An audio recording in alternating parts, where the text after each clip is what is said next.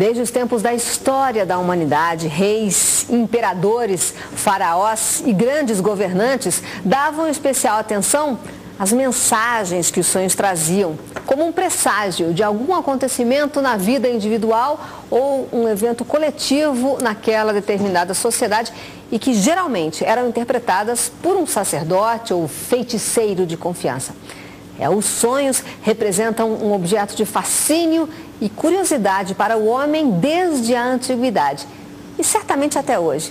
Para falar sobre esse assunto está aqui a terapeuta Maju Barbosa. Tudo bem, Maju? Tudo bom. Seja bem-vinda, viu, Maju? Obrigada. Eu acho que esse fascínio justamente dos sonhos é pela interpretação, né? Como é que é entender os sonhos? Primeiro, para a gente poder entender, a gente tem que perceber que tem alguns tipos de sonho. Então, tem sonhos que são acontecimentos no astral, geralmente envolvendo pessoas da família que já se foram, que vêm falar que está tudo bem, que vêm dar um recado para alguém da família que está sofrendo com a separação. Então, é um tipo de sonho... Não precisa ser necessariamente um parente. Pessoa muito cara, muito importante. Sempre pessoas muito próximas e queridas, quer você se lembre delas ou não. Então são sonhos que não são tão confusos, que não são tão simbólicos e vêm com um recado direto. E tem os sonhos que são mais comuns, que são aqueles cheios de simbolismos, cheios de mensagens que a gente tem que interpretar para poder entender a mensagem. Esse tipo de sonho que você disse anteriormente, né? Tem até um exemplo aqui de uma pessoa que perdeu a avó e ficou muito triste. E 6 meses, chorava sem parar compulsivamente. 6 meses depois sonhou com a avó e a avó dizia: meu neto, fique tranquilo, eu estou bem, pode parar de chorar. E ele parou de chorar. É um exemplo típico que ele sempre vem com a mensagem e a pessoa acorda diferente. Depois de um sonho desse, a pessoa de fato entende que ela pode ficar tranquila porque está tudo bem. Então essa é uma grande diferença, ele é diretamente curativo. Os outros a gente tem que interpretar para entender a mensagem. Quando é um encontro real, a gente entende que tem uma mudança emocional imediata, a pessoa fica em paz. Ô, Maju, e quando é assim, por exemplo, sonhar com dente, aí é morte, com cobra é traição, até que ponto faz sentido ou segue uma coerência isso? Tem um sentido porque são símbolos do inconsciente da pessoa que estão dentro de um inconsciente coletivo. Então, esses dicionários, essas interpretações que a gente encontra na internet, elas falam do significado dentro do símbolo daqueles elementos no inconsciente coletivo. Só que para fazer um sentido maior, a gente vai ter que descobrir o sentido disso na vida da pessoa, no momento que ela está vivendo, para a gente fazer uma transição aí, para fazer um sentido naquele momento. Entendi. Ô, Maju, o sonho sempre quer dizer alguma coisa? Sempre. O sonho, ele está sempre tentando lidar, elaborar os conteúdos emocionais que a pessoa não está dando conta no dia a dia. Então, ele sempre tenta esclarecer uma situação, pode ser uma angústia que a pessoa está vivendo, então aparece na imagem do sonho para a pessoa ficar claro para ela quais são as situações que estão em conflito. Então, é sempre uma maneira de resolver os nossos problemas emocionais. Então, sempre tem um significado, uma possível saída da situação. Agora, e existem pessoas que ficam frustradíssimas, né? Porque não conseguem lembrar dos sonhos. O que quer dizer isso? A gente, quando está dormindo, a gente entra num estado alterado de consciência. A gente funciona numa frequência cerebral diferente do estado consciente. Então, quando a gente está voltando do sonho, a gente ainda está na transição para essa frequência de estado acordado. Então, nesse momento, tem pessoas que têm mais facilidade de anotar nesse estado alterado, que à medida que a gente vai acordando, a gente perde o acesso à informação. A consciência está expandida, quando ela volta, a gente perde informação. Então, se a gente não anotar logo em seguida, a gente acaba passando e não consegue anotar. Maju, sempre que a gente dorme, a gente sonha?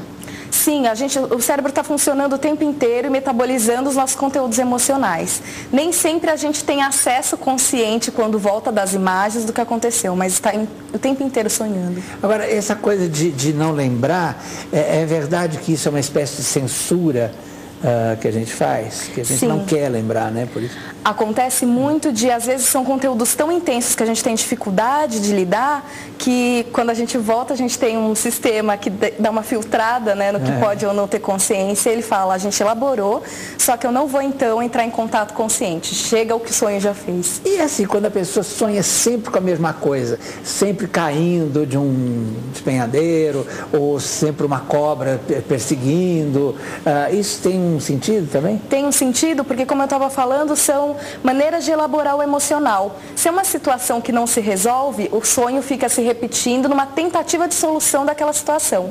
O que acontece é que mesmo sem a gente ter consciência da situação, às vezes ela se resolve e de uma hora para outra a pessoa para de sonhar um sonho que vem sonhando, por exemplo, desde a infância, de forma repetitiva. Basta resolver o conflito que o sonho não precisa mais aparecer. Agora, Maju, é importante também que a pessoa faça a interpretação correta do sonho, né?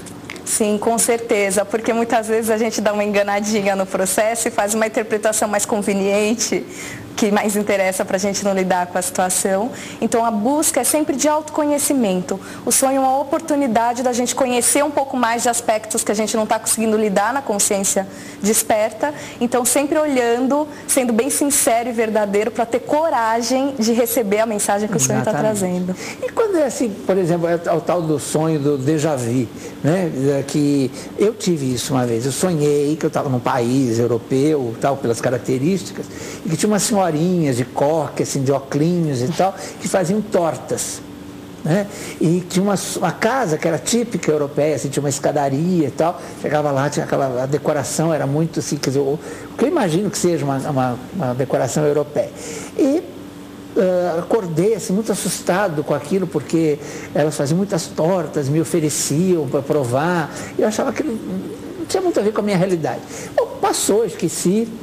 Eu estou gravando um programa de televisão em Gramado, né? E tem a casa do Papai Noel. Né? Aí quando eu entrei na casa do Papai Noel, que a gente foi visitar lá para gravar, eu reconheci a casa. Eu falei, mas eu já estive nessa casa. E começou a me dar uma emoção, até que nós chegamos na sala das cartas do Papai Noel. Em cima de uma lareira tinha umas bonequinhas, 2 bonequinhas que eram as velhinhas. Iguaizinhas as que eu tinha visto, entendeu? Eu comecei a chorar, que eu tive que ficar 1 hora parar para poder depois gravar, entendeu? Foi uma coisa assim tão impressionante isso, né?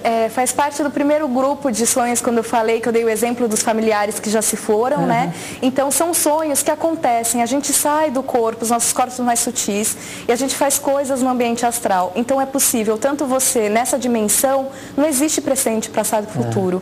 Então nessa dimensão, você consegue antecipar coisas que vão acontecer na tua vida, que foi o teu caso, você consegue lembrar de vidas passadas, e a marca desses sonhos é que eles vêm com uma emoção que quando você conta pode parecer uma historinha, mas quem sonhou sabe que foi uma experiência, pela emoção que desperta, tanto no momento do sonho ou quando ela se materializa ali depois na tua vida. É essa a diferença, você sabe que foi uma experiência porque te tocou profundamente. Mas quando a pessoa tem esse tipo de sonho que você disse, né, que sonha com uma pessoa que já morreu, você acha que realmente é o espírito de uma pessoa que já morreu, que está falando com a pessoa? Definitivamente é isso, e a gente sabe pela diferença emocional do contato. A gente descobre que a espiritualidade não é uma teoria, ela é real, porque quando você experiencia, você está vivendo na tua carne aquela experiência, não tem dúvida. A pessoa que estava chorando sentiu o encontro com a avó. E isso teve uma cura emocional que ela conseguiu ficar bem. Então é essa a diferença. A experiência diz por si só. Não é um conceito. A emoção mostra que é um encontro real. Ô Maju, e aqui para a gente encerrar a nossa conversa, eu estou percebendo, por tudo que você está contando aqui, que para uma pessoa interpretar um sonho, ela precisa ter vários tipos de conhecimentos, né? Eu acho que um conhecimento psicológico e também tem que ser uma pessoa que acredita, tem fé no espiritismo? Não necessariamente, é como eu estava falando. À medida que várias pessoas de diversas religiões sempre relatam esse tipo de experiência da mesma forma, com uma experiência emocional profunda, não depende da fé. A vontade de encontrar e a bênção que é esse encontro diz por si só que é uma realidade, não uma teoria. Tá certo. Olha, Maju, então, muito obrigada pela sua presença aqui. Eu que agradeço.